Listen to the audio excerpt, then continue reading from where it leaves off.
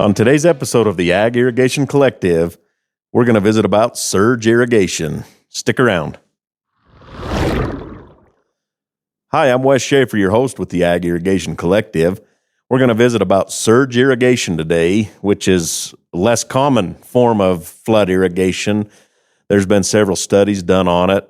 A lot of people are unfamiliar with it, and I wanted to cover it in the podcast today to be able to better inform the general public about surge irrigation. The study that we're going to take a look at today comes out of the University of Nebraska, Lincoln, out of their irrigation engineering department, and they put this together. I'll have a link, of course, to this in the description of the video and on the podcast here that you can refer to. There are a couple of graphical type of charts that are referred in this paper that are kind of neat to look at, that kind of show the cycle of this surge irrigation. So take a look at that when you get a chance and click into the description there. But this is mainly based out of Nebraska. So in Nebraska, there's about 2 million acres of furrow irrigation. And some farmers are switching from furrow irrigation to center pivot irrigation, to reduce on labor costs and to improve their irrigation performance, because, of course, there's been several studies shown of how we can improve our water efficiency use and putting water exactly where we need it with pivot irrigation, as well as other forms of advanced technological type of irrigation. But flood irrigation is still heavily used. So with surge irrigation or surge flow intermittently, you apply water to an irrigation furrow, and the continuous flow for the entire irrigation set is a normal process of flood irrigation. Well, surge irrigation, it was first studied as a method for reducing the amount of runoff that occurred during flood irrigation. And it was then during that process to try and eliminate the runoff that it was discovered that the water that moved to the end of the field when it moved more quickly to the end of the field when it was applied intermittently. And in this paper, it kind of describes how that goes, and we're gonna brush through this here.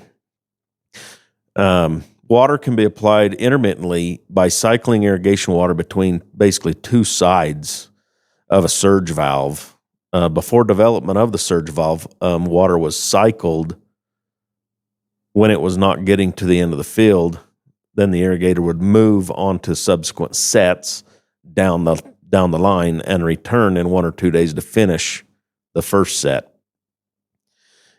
The second time, the irrigation water would be moved all the way to the end of the field because the soil surface had become sealed, and more water was then available to flow past it and continue on to the end of the field. The same process is used with modern surge irrigation, except the cycling is done automatically instead of going back in a day or two. Usually it's for short durations of time, between 20 minutes and 2 hours, and typical surge irrigation system is shown in a chart there that you can click through and take a look at. It's pretty neat little drawing that they've come up with. So surge irrigation works when it first contacts the soil in an irrigation furrow. The infiltration rate is high, meaning that water goes down quickly. As the water continues to run, the filtration rate at the point of the furrow is reduced to a near constant rate. If the water flow is then shut off and allowed to infiltrate, the surface soil consolidate and form a partial seal in the furrow. When water is reintroduced to the furrow, the intake rate can be reduced due to its partial sealing action. The result is more water movement down the furrow and less infiltration in the soil. High infiltration rates can lead to poor irrigation system performance due to deep percolation and poor water distribution across the field. Surge flow can increase irrigation performance by providing a more uniform application. The infiltration pattern of surge and continuous flows show the potential difference in uniformity of water application between the two different systems, and there's another chart within this document showing that as well. Rather than turning the water on and off to achieve the intermittent flow, this is where the irrigation surge valve comes in, and it's used to alternate the flow between open gates on either side of the surge valve. Cycle times used with surge valve irrigation vary with soil texture, so that's important, slope, and your length of your field. So there's several different variables that you need to take into consideration with your surge rates on this. Fine textured soils, which would be kind of clay type soils, less sandy soils, they respond less to surge irrigation than do coarse textured soils that have higher initial intake rates. If field slope is too steep, then it will cause a rapid rate of advance, which means that water's flowing too quickly down the field. And the effects of surge irrigation then, of course, will be reduced. If a soil's intake rate is low due to soil texture, tight soils, or compacted layers, surge irrigation is likely to be ineffective in reducing the irrigation advance times below those for continuous flow. So it really is soil type dependent if this is going to be effective or not. Surge flow has been used in some cases to reduce irrigation runoff by using short duration cycles after the water has reached the end of the field. This helps maintain high uniformity of water applications and improve the overall irrigation performance. Another advantage of surge irrigation, unrelated to improvements in irrigation system performance, is that the surge valve can be used to improve irrigation management without a large increase in labor requirements because it is set up on an automatic type system. And a surge controller then provides a two-set automated furrow irrigation system.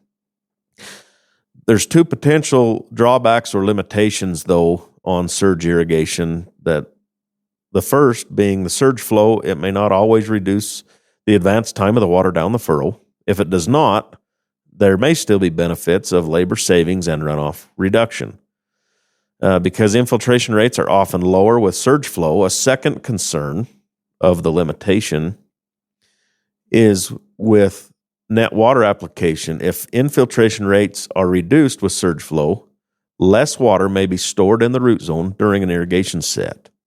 If this occurs, the irrigator must compensate by irrigating more frequently or increasing the set time to avoid underwatering. So there is still very heavy amounts of management that goes into this, and really learning more about surge irrigation to know if it's going to be effective on your farm and in your irrigation practices. Proper irrigation scheduling may become even more important when surge irrigation is used. And that irrigation scheduling, there's quite a lot of software available now. In a previous podcast, we did discuss some irrigation type scheduling stuff in regards to soil moisture monitoring and soil moisture probes. So this scheduling, by way of having a piece of software help you with that scheduling, could be beneficial here, I would think, as well, utilizing some soil moisture probes out in some of this surge irrigation. Proper field leveling is also important when surge irrigation is used. Many irrigators that either have low spots or reverse grades, of course, have observed water ponding and infiltration in these low areas to the extent that advance times are actually increased. Well, that makes sense.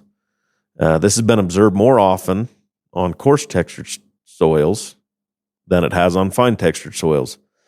Of course, some touch-up in grading to eliminate backslopes may be necessary as some management in your practices. Some of the required equipment that is necessary for surge valve irrigation is normally a surge valve with an automated controller. Costs you anywhere between $1,500 and $2,500. Of course, depending on the size of the valve and the controller options that you choose to utilize. Using a surge valve often requires that somewhere on the system, pipe is used to convey water to the desired location of the valve. Lay flat or disposable plastic tubing may be a low-cost alternative to that, though, that you can roll up at the end of the season, kind of get it out of the way if you choose not to use pipe. Remember that getting over the field during the first irrigation in half or three-quarters of the time it normally takes may more than pay for a valve in a single year. The inability to automate The inefficiency of furrow irrigation causes some furrow irrigators to apply more than twice the amount of water than a crop can use. That's a pretty big waste of water that we could either be utilizing it on other places on the farm potentially, or there's even been some instances that I've seen in drought years that water is cut back to a certain, let's say you have 4 acre feet of water available for the year and they've had to cut it back to 2 acre feet. And if you're able to then utilize that for longer in the season, that can sure be beneficial, and you can irrigate that crop for longer throughout the season. By realizing water savings, enough fuel and labor could be saved to expect the surge system to pay for itself in just a few years on somewhat of an ROI, if that's something there. So surge irrigation, it does provide farmers that use furrow irrigation an opportunity to irrigate more effectively. By reducing infiltration rates, surge irrigation allowed smaller applications, which can improve irrigation performance. Reducing deep percolation may reduce the potential for chemical leaching to the groundwater. And also, surge irrigation can help reduce runoff losses and can assist in your labor management. The effects of surge irrigation are most prevalent during the first irrigation when the soil intake rate is high. Although intake rates decrease as the season progresses, the advantages of surge continue in the ability to manage water supplies by keeping water on the field and minimizing the amount of runoff leaving the field.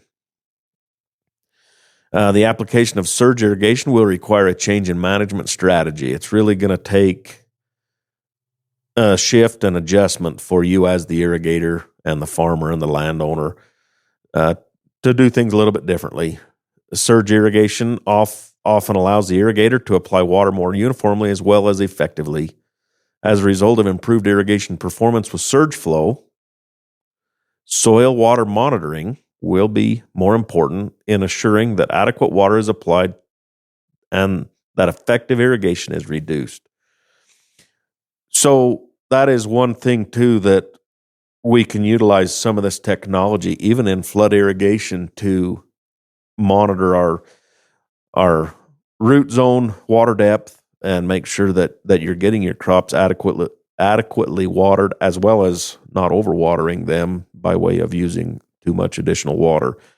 There is a neat tool also that I saw this last summer of a grower in flood irrigation was using, I don't remember the name of it. I will have to find it, and I can put a link to it in this as well. But it was a piece of technology for flood irrigation that he was using that basically would ping his phone when that water got to a certain point in the field. Just a basic water sensor that's attached to, whether it be a Verizon modem card. There was a subscription on it, I believe a monthly or maybe a yearly subscription.